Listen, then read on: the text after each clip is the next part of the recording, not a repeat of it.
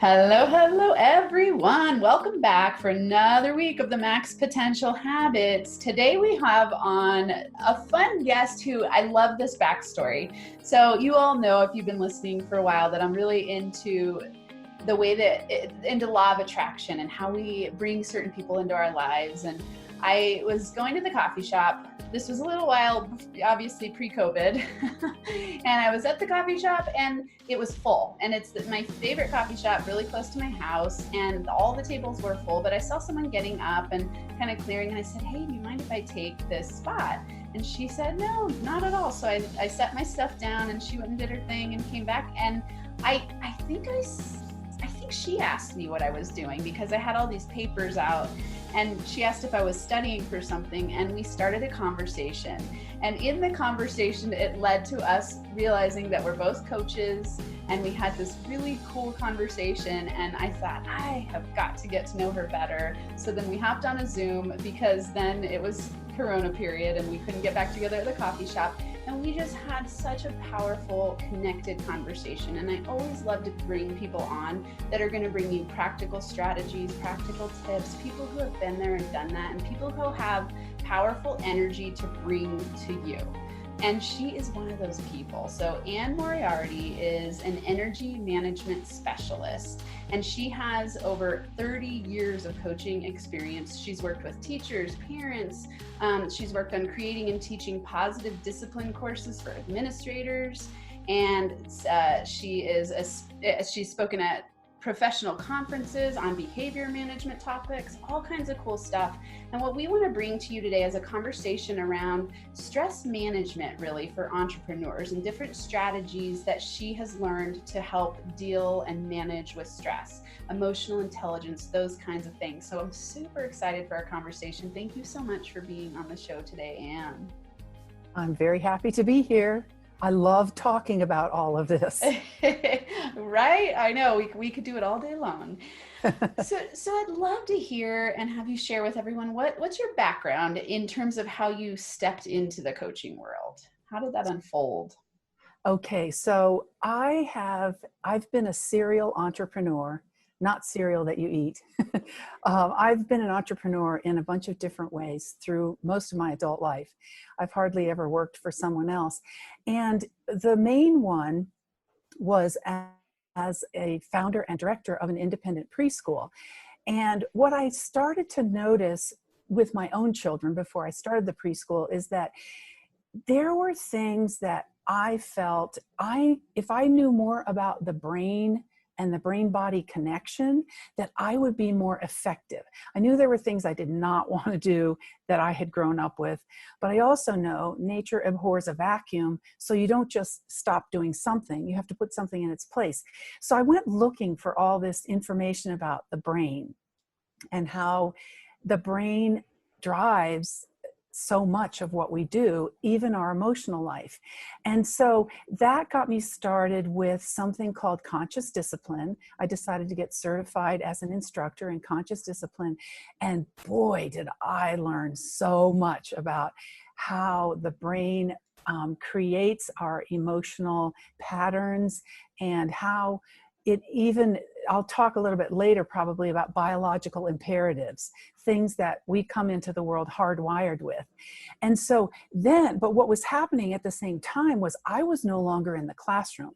My program had grown. I was in the office. I was dealing mostly with adults. So I was learning a whole new set of ways to use the information that I had.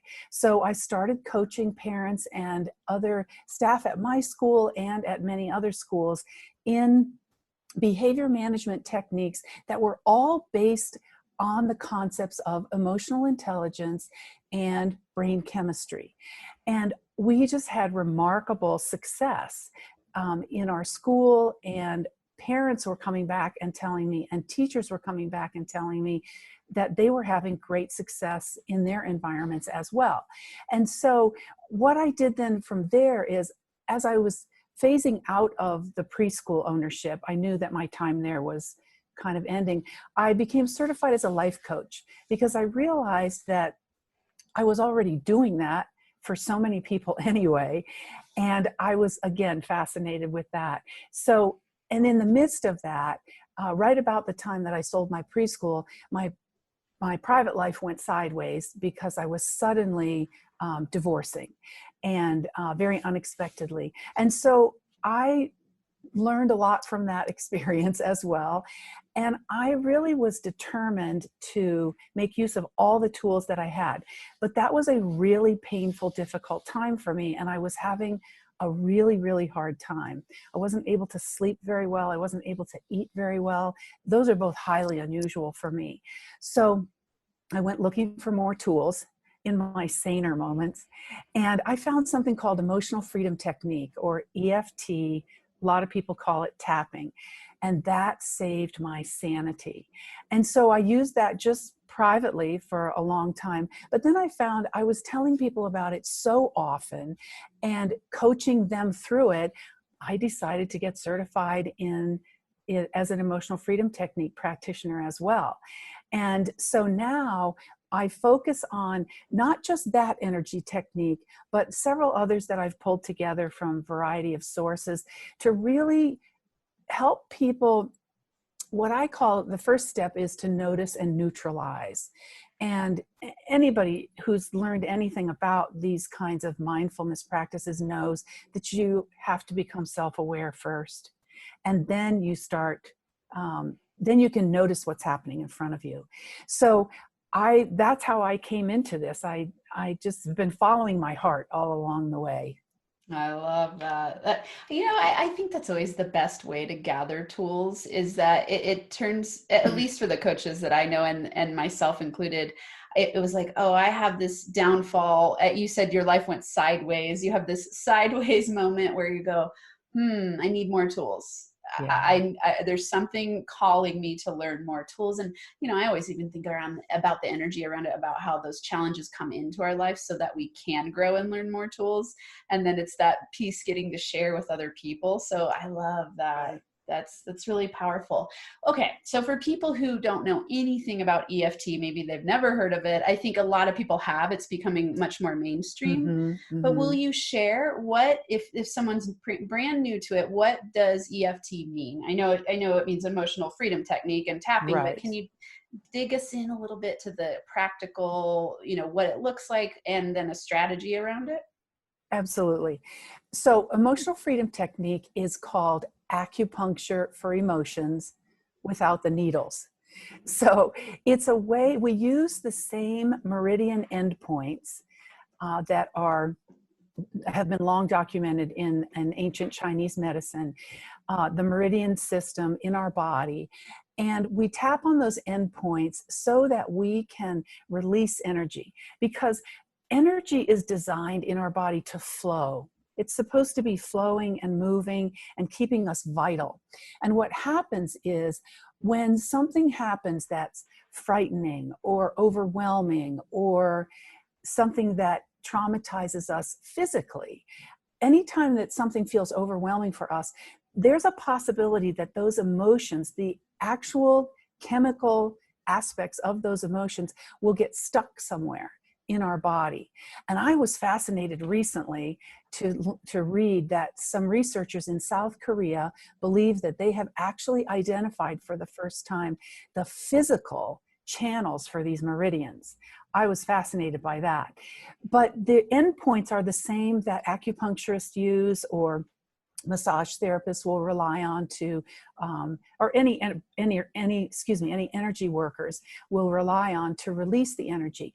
And so by tapping on these specific points, as we say certain phrases about whatever we're feeling, what we do in essence is we loosen it up.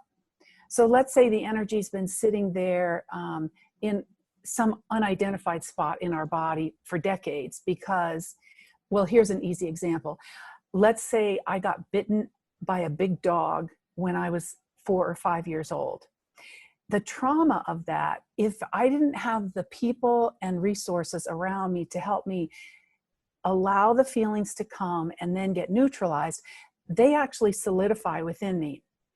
Every time I see a dog, perhaps not even a big dog, that is triggered in me. I have no control over it. It's, again, a biological thing that happens, but all those reactions flood back into my system.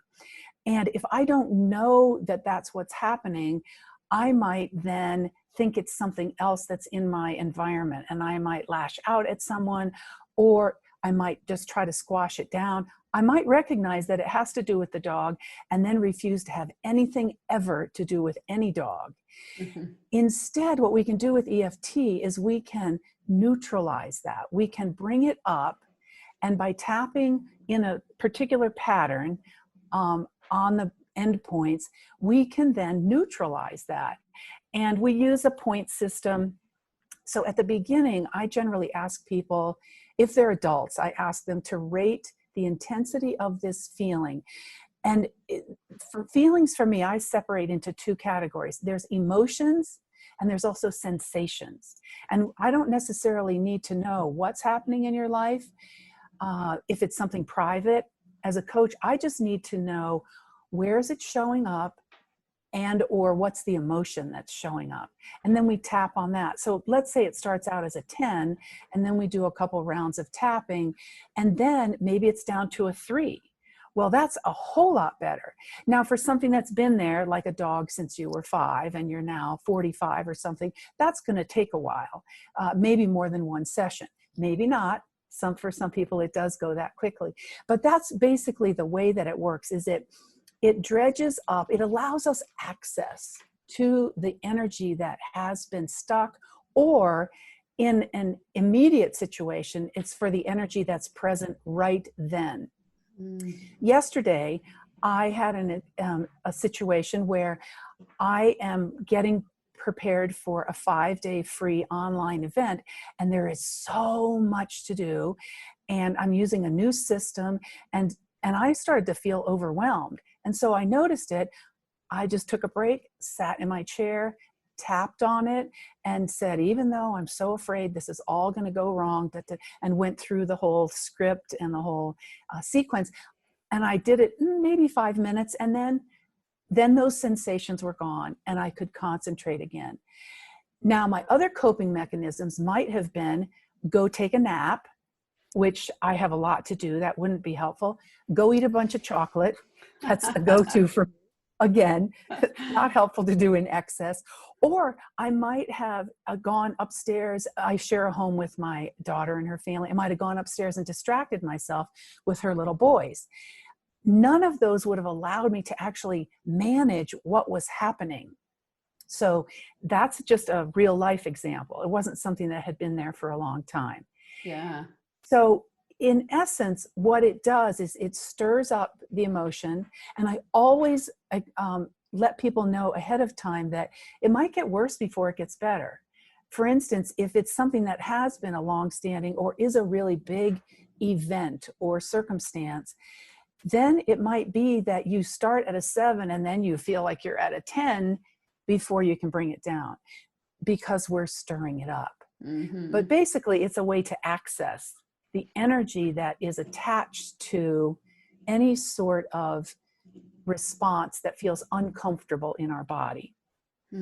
Super powerful. And okay, so before we go to practical application, I want to nerd out a little bit and ask the behind the scenes type of stuff, because I think it's really interesting what you're pointing out is the way that things get stuck in our body, and then our subconscious holds on to a belief around that stuckness, and then that's what's going to cause us to resist and not to want to move forward. You know, like in the situation with the dog, you go, oh, I'm going to avoid dogs. If we have a situation where we're fearful about our business and building something in our business, obviously that's going to be a place where we get stuck if we don't work with different methodologies to move through that and get to the next level. And I love that you pointed out, you know, your different coping mechanisms could be to go do things like distraction or eating, or, you know, we all have those. Some people it's, you know, getting on Facebook, or, you know, there's a wide variety. But what I hear you saying is that this is a quick strategy in those scenarios in order to pivot fast so that you can keep doing what you were intending to do.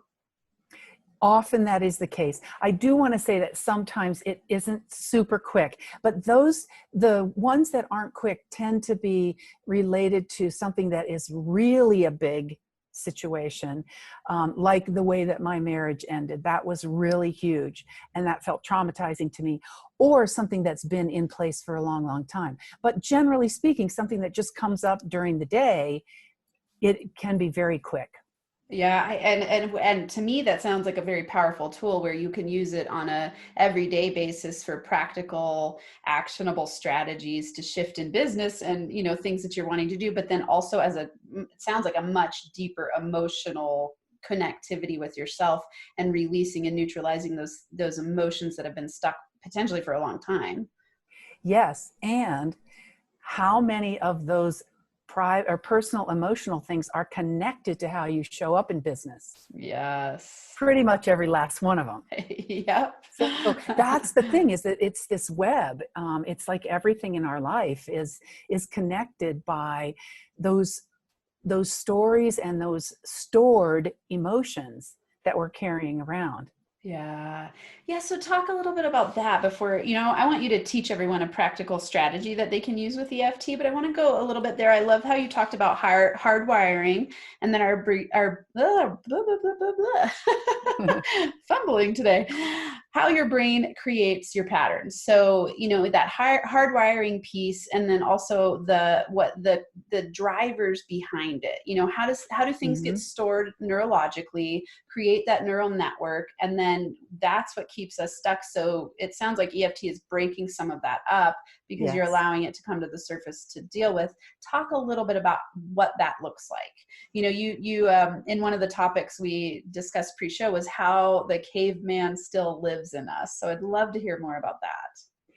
So the caveman still lives in all of us through these biological imperatives. And I'm going to give you a couple of examples, one of which made a huge difference in my life. But one of the examples is when we think about things that happened in our life, we sometimes wonder, well, why is this happening? I've been working on this for a long time. And this was one for me. Why do people feel so strongly about us versus them? Like, what is up with that? And then the more that I looked into that, partly by happenstance, as much as anything in the universe can be happenstance, hearing, you know, a podcast or reading something, that our brain is hardwired for us to form into groups. And here's why. If I am smaller, or I am slower, or I am weaker, and I don't have a herd, I'm dinner for the predator.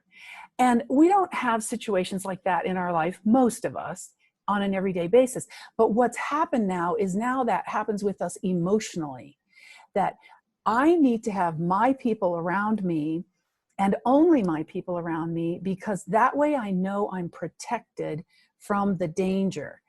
And that's where it gets tricky, because now most of us don't have those physical dangers, but that is still hardwired into us. And we've bridged that over to the emotional stuff.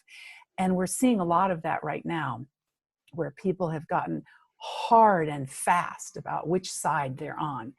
But when you know that it's a biological imperative that drives that you came out of your mother's womb hardwired for that, for me, it was just a little easier to let it go and to say, oh, okay, this person has had life experiences that has brought them to this belief system.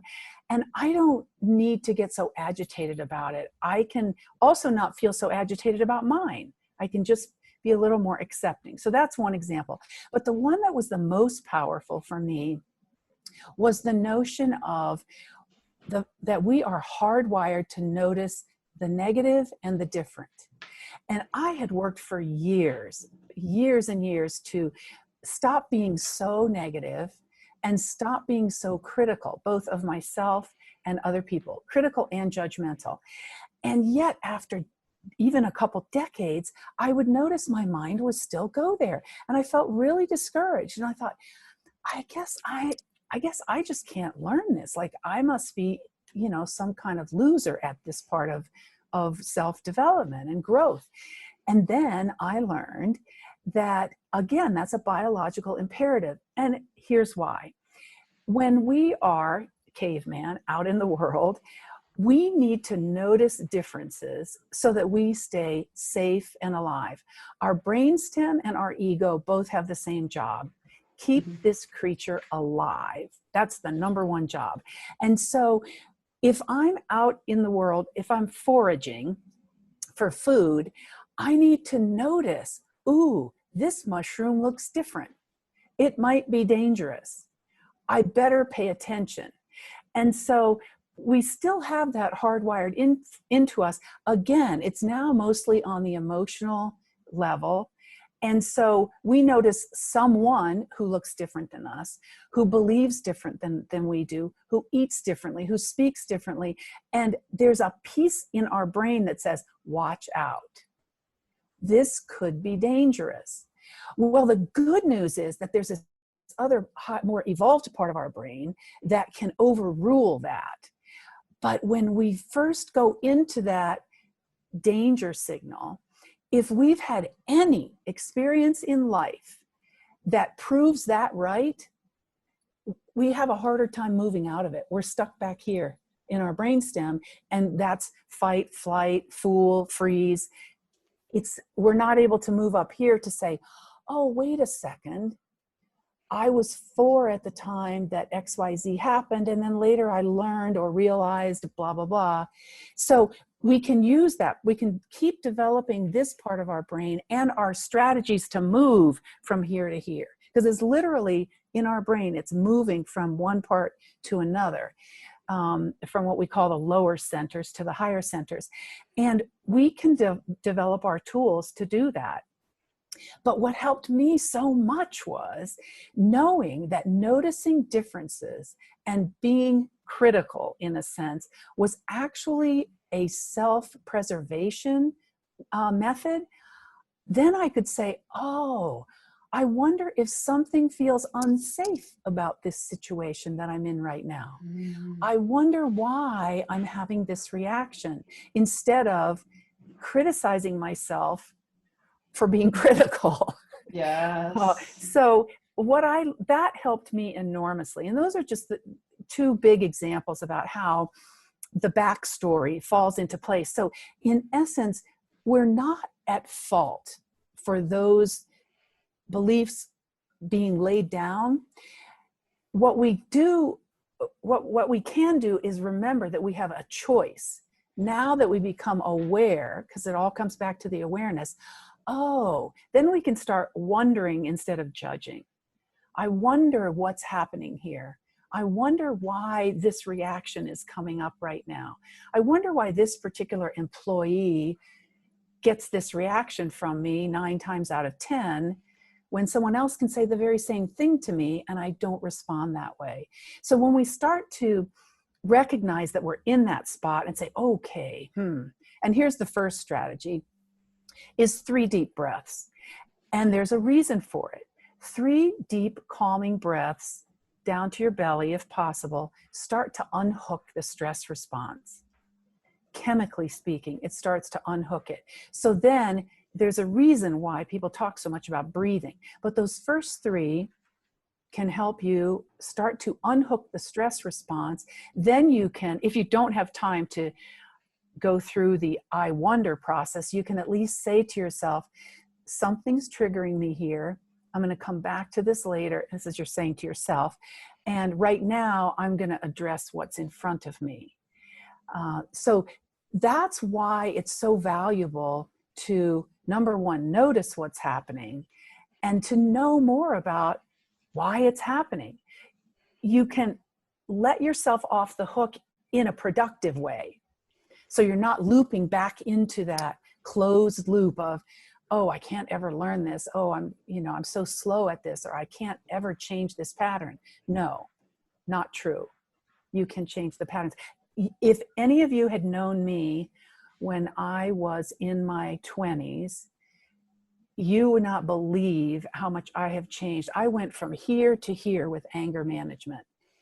People who knew me when I was running my preschool, when I would teach about these topics and tell some stories about things that I did, they would say, you? Like what? So if I can do it, anyone can do it. I love this. Okay, so much wisdom packed in everything you just said.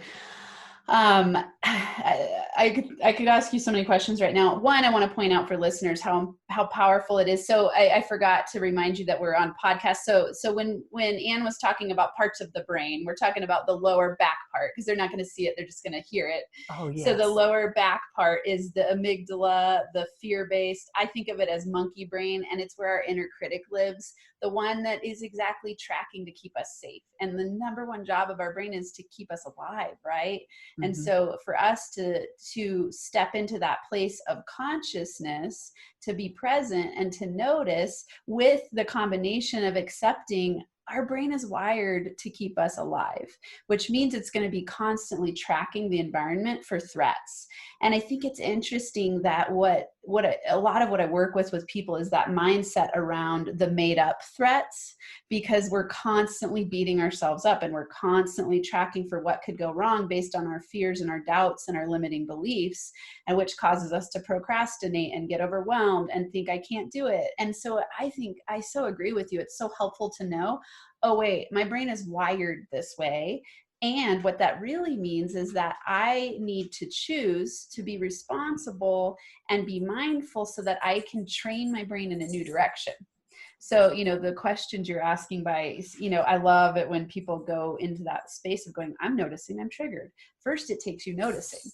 Then you take it to the next level of going, okay, now I'm going to breathe. Oh, okay. And now I'm going to tap. Okay. And now I can shift instead of staying stuck and beating myself up, which keeps wiring it in the direction of keeping you where you don't want to be, which is in that stuck place. I really think about what you're talking about. Of course, this is a habits podcast. So I think about the way that we train our brain and our mindset. It's a habit. Our habitual thoughts are what create our entire reality. So you just gave so much good juice there. Thank you.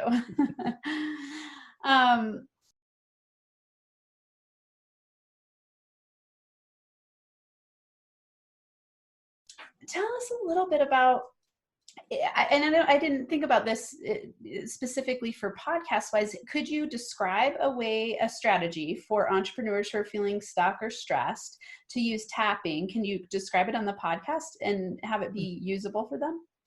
I would think so. Awesome. And I certainly can point them to a couple of resources where they can see, they can look at a chart. Awesome. Okay. That shows the points. But basically what we do with tapping is, at the beginning, we identify, okay, what issue do we want to work on? Yesterday, I wanted to work on my feeling of anxiety about not being able to get everything done for my new program. And so I noticed where it was in my body. So that's the first thing we do, is we notice what we want to tap on. And sometimes it's as simple as, I have a headache. It can be something physiological. It can also be something that's wide ranging. I don't even know. I just feel so upset. No problem. We can just start there. Then we notice where it is in our body. For me, I noticed that I had this uncomfortable tingling all down my arms and especially in my hands. And I know what that means for me. So you start to pick up on what different sensations mean for you when you do this over a long period of time. And so then I said, okay, what intensity is this right now on a scale of 0 to 10? And it was a 10. And that's really unusual for me these days. So, okay, then I started tapping. The way that we do the tapping is, first I'm going to just describe the different points. And then I'm going to give you a sample script of going through those points. So the first point is called the karate chop point.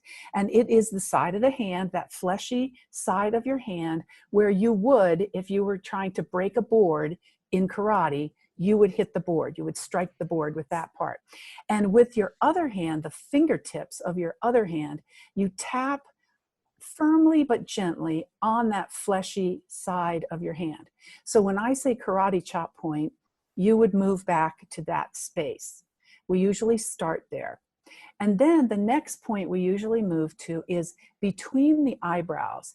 So it's basically, for those of you who talk about the third eye, it's right underneath the eye. And most people, with the way their hands are formed, they end up using 3 fingers. The pinky finger frequently isn't long enough to reach there, but you don't have to use all 3. You can use 2, you can use 1. I just got trained using 3, so that's what you'll see if you see me do it.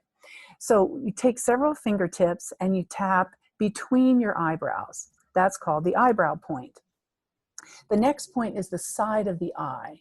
And it's just, you know, where if you're a female and you put eyeliner and you slip and you go out too far, that's where that would be. But it's right on the edge of the bone too. And you can do either side of your face, or you can do both sides for places like the eyes where there are 2.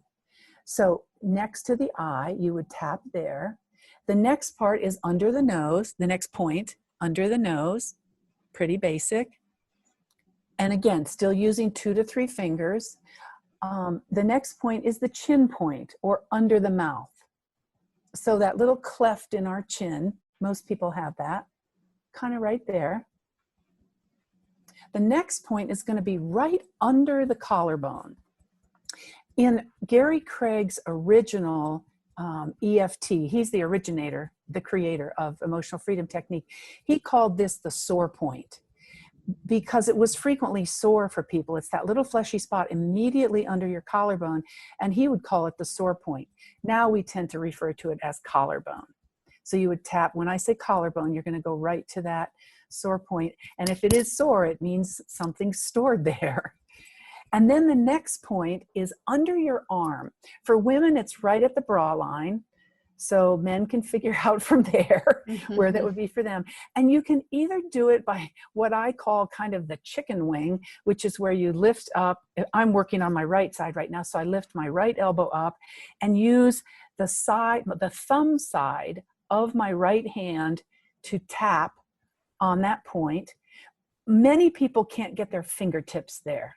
Some people can. You can use your fingertips, you can use the side of your hand, whatever will work. Or if your shoulder doesn't have enough mobility for that, reach across with the other hand. I would then lift up my right arm and I would use my left hand to tap that spot. So on the underarm, you have 2 choices there. And then we usually finish with top of the head. And it's just in the center of the head, center going front to back and center going side to side. Just tap there. And you don't have to keep track of how many times you tap. Generally, it's going to be at least 7 or 8 times, but don't get into any kind of counting. If you're doing it yourself, you're just going to do it as it feels natural. If you're working with a coach, they're going to guide you with when to move. So right now, let's just assume that everyone is feeling a certain amount of stress about being quarantined. However that is showing up in your life.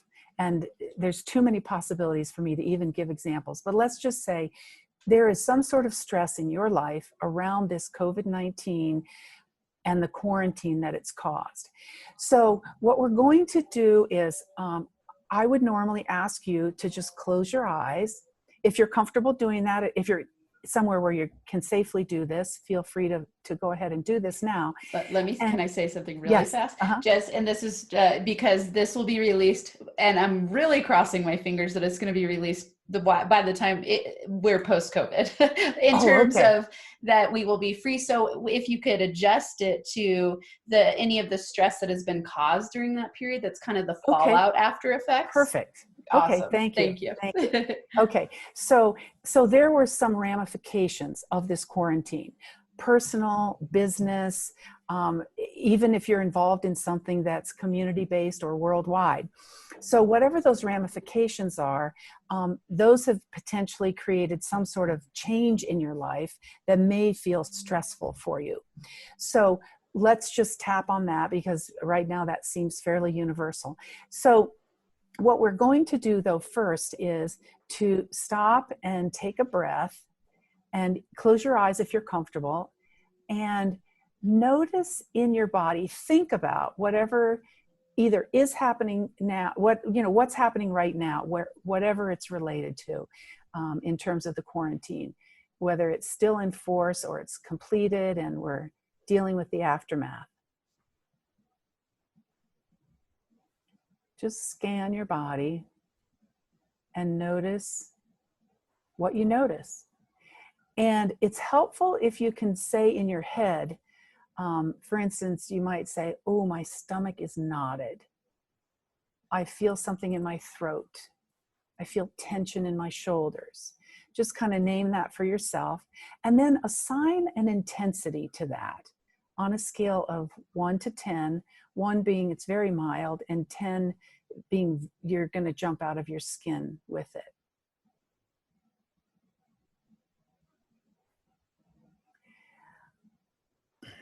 And then I always invite people to place both of their hands on their chest and say, I choose to help myself feel as good as possible. And that's a way that I'm setting the intention for my client. And then as I work with someone, we might come up with something more personalized. From there, and also that's reminding us that we have a choice. I said, I choose to help myself feel as good as possible. It's my choice to do that. And then we go to the karate chop point. So again, remember, side of the hand, tapping gently but firmly with a couple of fingers on the opposite hand.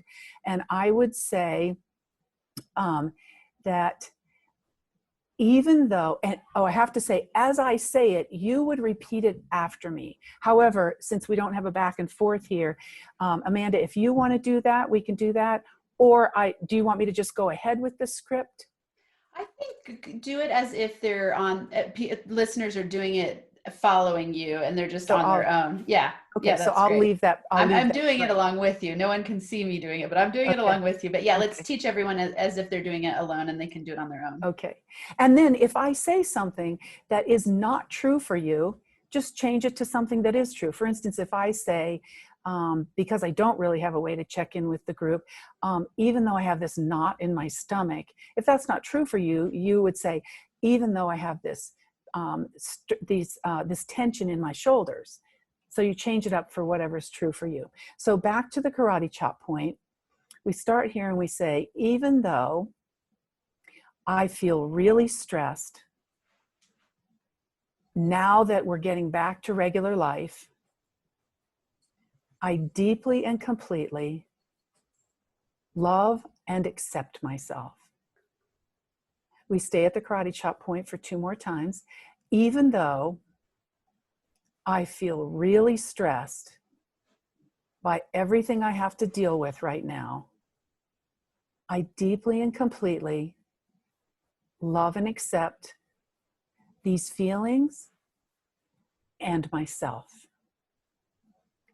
Even though I feel really stressed when I think about everything that's happening and I don't know how I'm going to manage everything, and I just feel it in the pit of my stomach. I feel sick to my stomach. I honor these feelings and I deeply and completely love and accept myself. Now we move to the eyebrow point. All these feelings, side of the eye, all these feelings in my body, under the nose, all these emotions, chin point. Everything is just swirling around. Collarbone point. I feel off balance. Under the arm. I don't even know where to start. Top of the head. I wish I knew what to do first. And then we can stop here and take a breath in through the nose, out through the mouth, and just check in. See if anything has changed. And I tend to do this early on in a tapping round because, as I mentioned earlier, sometimes the tapping just stirs things up. So someone who maybe not have had such a high intensity to begin with might now have that. We just want to check in. Let's go back to the eyebrow point. Even though I have these feelings in my body, side of the eye. And even though I have these strong emotions under the eye, I know that I can handle this. Under the nose. I'll figure out what to do first. Chin point. And then I'll get started. Under the arm. I know I've been through difficult situations before. Stay under the arm. And I will manage this one also. Top of the head. I accept the emotions that I'm feeling. Eyebrow point. I accept the sensations in my body. Side of the eye. I feel these feelings of dread under the eye. I feel these sensations of overwhelm in my body. Under the nose. I notice them in my stomach and my shoulder and my head. Chin point. And I'm ready to let those go. Under the arm. Am I really ready to let them go? Sometimes we're not. So I rely on client feedback for that. Top of the head. I am ready to begin releasing this. Eyebrow point. I let go of this feeling of overwhelm. Side of the eye. I envision it as a chunk of ice sitting on my chest. Under the eye. I watch that chunk of ice melt. Under the nose. My feelings of overwhelm are melting away. Chin point. They're getting smaller and smaller. Under the arm. Now there's just a puddle of water left.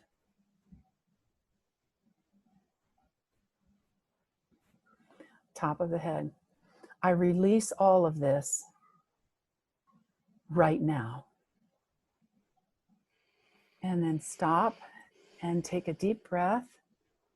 Scan your body once again. See what you notice. And again, assign a number. As you use EFT a lot, you might not use that strategy so often, but when you're first starting, it's super helpful. Or when something is really big, it's very helpful, because even if you can bring something down from a 10 to a 7, that can feel like a big relief when it's something really big. And then there's more that we get into if it's too big for one session. There are ways that we go into how to handle that. Or if it's something that's really persistent, then we have some different strategies that we can use. But that's the basic. Wow. I have to say, I feel, first I want to say for everyone listening, I'm going to put this on YouTube so that you can watch, because I think it's really helpful to get to see. So this whole episode is going to go on YouTube. So go to Max Potential Habits on YouTube if you want to watch. And follow Anne through the process, because I feel lighter. I've done a little bit of EFT, but not a lot. And I actually just enrolled in a, kind of a mini course to start learning the strategies for myself and to help people. But that was so powerful to just notice the energetic shift. For me, it's just an energetic shift where I go, oh, I feel lighter. Yes. I felt like I could feel the breath release, where it was like, I kind of sunk into letting go. And right. It's really, really amazing stuff. I mean, acupuncture has always been something I've turned to that's been really, really powerful for me. And I think tapping is one of those things that you can do anytime, anywhere. So a few questions to make sure, because I know I was having a few come up, so I thought I bet listeners would be too. when you're saying the statements, is there any, I mean, I'm sure there's no right or wrong way to do it. Right. And when you're tapping, when you very first started, you started with saying the phrase 3 times. Yes. Do you do that at every Yes. at every point? Okay. No. No. You do. Okay. Well, you do that each session. When you start, that's called the setup statement. Okay. And the setup statement 3 times on the karate chop point, and then you start into the rounds. And the practitioner decides. Sometimes you go back to the karate chop point. Often you don't. Okay. Okay. So really the way that you did it, that's exactly. So we do the 3 times. And then as we're just saying smaller, shorter statements 1 time, and then moving along, and then and keep checking in with yourself as you go. When you're doing it yourself, they don't need to be short statements, because I use short statements because otherwise it's hard for someone who's just learning the points to also remember a long string of words. Okay. But when you're doing it yourself, you can stay there, and you can, and let me tell you, when I was first learning this, I mean, I was swinging wildly between rage and grief. And so some of mine were like really angry. And it's just, so that's one thing, is it's not always going to be this really calm thing. Sometimes you're going to be sobbing if it's something really big. The other thing that's important for me to tell people is it doesn't even have to have words. If you think, I can't do this because I'll say the wrong words, just drop that belief right now. And instead, what you do is you just get into your body and you close your eyes and you notice, oh, this part, that part, this sensation, that sensation, and this emotion. And then you just hold those in your mind as you tap. And you don't have to say any words, or you can just say these feelings, these feelings, these feelings as you move through the tapping points. And I think when I was taking you through the tapping points at the beginning, I think I forgot to say under the eye. Yeah, I added that. I did. So there's 9 points. Is it 9 points? Mm-hmm. Okay. So it was the your hand, the karate chop, then third eye, then eye side, then under the eye, then under the nose, then under the mouth, then under the collarbone, then under the arm, and then the top of the head. Yes. Okay. So for everyone listening, just write it down there. And I think that sometimes people get stuck on methods where they go, it's got to be done the exact right way. And I could tell just by the focusing on yourself helps you be mindful, so that powerful strategy. And, so don't get stuck in thinking I've got to do it right. And if you miss a point on one of the rounds, if you miss this point, doesn't matter. Yeah. If you go a little bit out of order, it doesn't matter.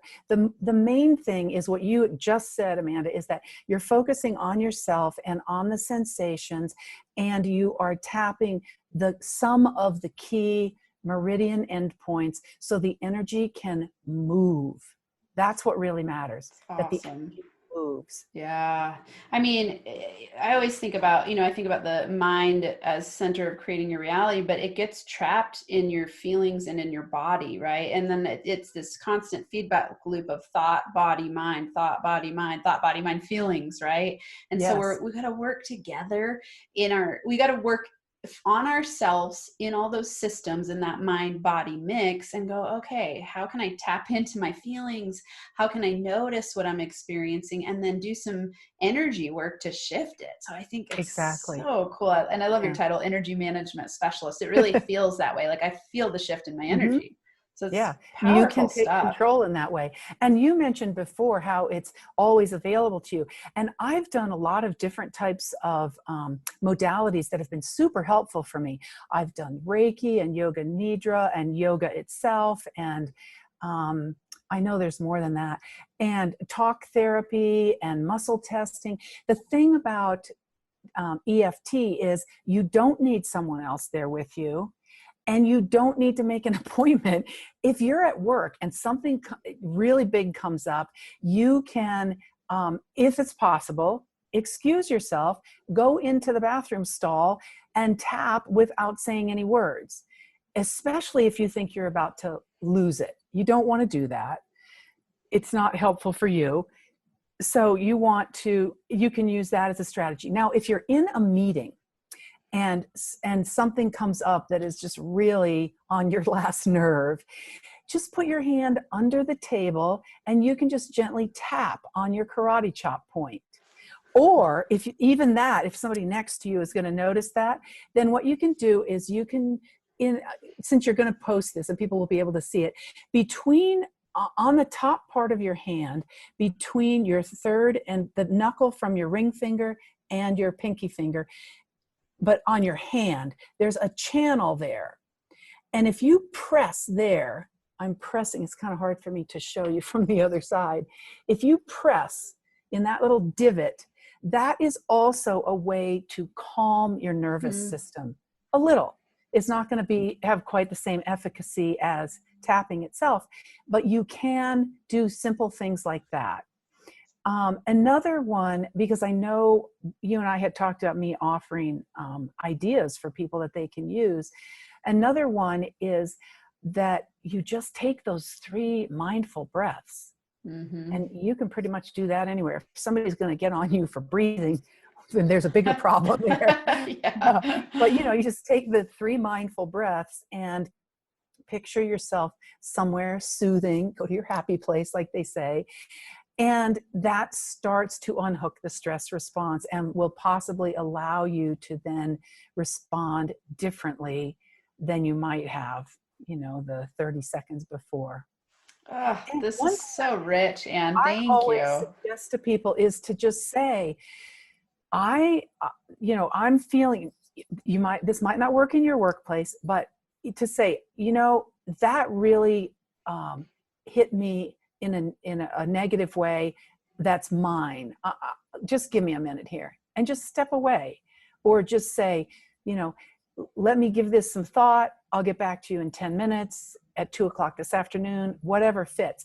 To me, that pause is huge. And that's where, if you are a leader in your company, I definitely would encourage you to encourage your employees to take that pause, to train themselves, put notes up around, remember the pause, whatever works, to just pause, because so much negativity can be avoided by taking the pause. So true.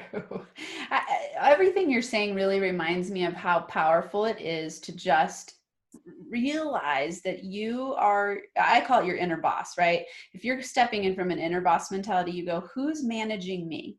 You are, right? And what are the strategies that you can step into and learn that are very simple? I mean, breathing. And here's the thing, it's accessible to all of us and it's so simple, but a lot of people do not have the mindfulness or the conscious awareness. They don't choose to do these strategies. So I feel like this is awesome. I mean, we really just got a mini course on or a master class on how to deal with stress as entrepreneurs, which happens to all of us big time. So this has been very, very rich. Thank you so much. So I would love for you to share with us your top 3 max potential habits that got you where you are today. Well, one is just becoming aware of all of my patterns, starting with the conscious ones, and then using EFT after I cleared away some of the stuff on the top layer. I used EFT very regularly, like morning and evening for more than a year, to chip away at stuff that I wasn't even conscious of. Just to say, I know I have this outcome. I don't know where it comes from, but I don't like it. And I want to chip away at that. So definitely the tapping was a huge one, but it started with the awareness and then moved into inquiry and curiosity and wonder. I wonder where this is coming from. And more importantly, I wonder what the heck I can do about it. What are my options? Let me go find options. So it was inquiry into the source, but then also the resources that I could use. And then the tapping is the number 3 that's been life altering for me. Yeah, I could see how it's a very powerful tool. I learned about it originally I took my daughter she was going to see a Naropa counselor, and it was art therapy, and she taught her tapping. It was amazing. It was just, Yes. and it's kids use it, right? I know Mhm. you work with a lot of Yes. kids. So, I mean, it's a simple strategy. And for anyone listening, go watch the YouTube, because you'll be able to watch Anne stepping through it. You can do it today, literally. You can learn the strategy today. So I think or the method, I'm not sure what it would be called, but awesome, awesome, awesome. Okay, and I want to recap, make sure. So you said become aware of patterns, and then the inquiry, curiosity, and wonder, and then using EFT. And all of Mhm. these really are helping with mindfulness and Right. shifting in that more conscious direction. Right. I'm sure people are going to want to connect with you. Do you do sessions online with people if they're Mhm. interested? Yes, definitely. Okay, so tell us the best places to find you. Well, the best place to find me is either on Facebook. I have a group called Own Your Happy. And I also have a business website, of course. It's annemoriarty.co. It's not .com. If you type .com, you'll get an error message. But you can, my name is my first name and last name, both you need to spell out. You need to see spelled out so you get it correctly. But that'll be, I'm sure you'll see that in the Show uh, notes. Yep. yeah, the show Yep. notes. I'll definitely put And everything there. and the thing is that, so those are the two key places to find me. I've Okay. just gotten started on Instagram, which there it's Anne Own Your Happy, all Love one it. word. Okay, that's great. I'll connect with you there. We can be insta friends and coffee friends once we're Yeah, out of quarantine. We can see each other again at the coffee shop. yeah. And then I know you also had a giveaway for people. Tell us a little bit about that. Well, what I'm inviting people to do is to connect with me for a free 20-minute clarity call. And in that, what we do is we just talk a little bit about what the issues are that you feel tapping might be helpful with. And you always have to see whether it's energetically a good fit between you and me. That's really critical. And so I really prefer to do those calls on Zoom if possible. We can do them by phone. And then I also have, if you have a family and have children, I have a free PDF that's super helpful. It's 7 ways to help children move through big emotions. And we got a lot of children right now moving through a lot of big emotions. They apply also to adults, but the text is actually written geared toward children. Awesome. Okay, and is that the stop fussing and fighting? No, the Stop Fussing Oh, and you have Fighting is even actually, more for us. Okay. yes. Well, I have a free, right now I'm focused on supporting families through all of this. And I have, on May 1st, I'm starting a 5-day free online series called Stop Fussing and Fighting, a Family Peacemaking Project. And I'm going to just give all kinds of great resources over 5 days. And there might even be a little something else besides. So I'm Awesome. really That's looking forward to that. exciting. Yeah. Okay. Okay. Well, then you know what? I'm looking at the calendar, and I'm going to end up releasing this earlier then, so people can get into that, because that sounds amazing and really critical right now. Yeah. Oh, it's been so great to have you here. It's wonderful to see you again. I love Universe for bringing us together in the coffee shop, and I'm sure we're going to hang out again soon. Thank you, thank you, thank you for bringing all these valuable tips and strategies to my audience. I'm sure that you benefited listeners. So if you are all here, we would give you a big round of applause. So thanks for coming My on. pleasure. I love Awesome. sharing it. It made such a difference for me. Good. I can feel that. That's great. Okay, everyone. Thank you so much. Again, if you're listening, be sure you head on over to YouTube so that you can watch the EFT method, and let us know how it goes.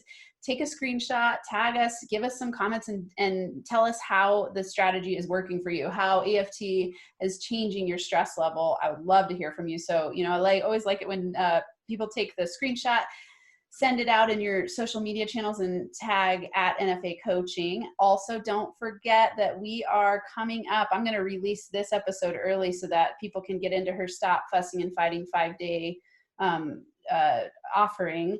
So before then, we will be prior to episode number 100. So make sure that you leave your rating and review on iTunes and take a screenshot of that and send it to mphraffle@nfacoaching.com. That link's also in the show notes so that you can be entered in. I'm going to send whoever the winner is my top, it's hard to say top 5 books, but I'm going to send you 5 books that have changed my life. So you'll want them too. All right, everyone, wrapping up for today. I will be back next week. I hope you have an incredible, fabulous, powerful, max potential week where you thrive and feel alive. Thanks so much for listening to this episode of the Max Potential Habits podcast. If you're liking what you've heard, it would be so incredibly awesome if you would subscribe to the channel and leave a 5-star rating and a written review. This helps me help more people while we grow our NFA community so we can rock it out together. For Max Potential Habits resources, go to nfacoaching.com where you can access all of my resources. There's free ebooks, PDF checklists, a journal template, a business mindset meditation kit, and so much more. Plus, links to NFA coaching on Instagram, YouTube, LinkedIn, and Facebook.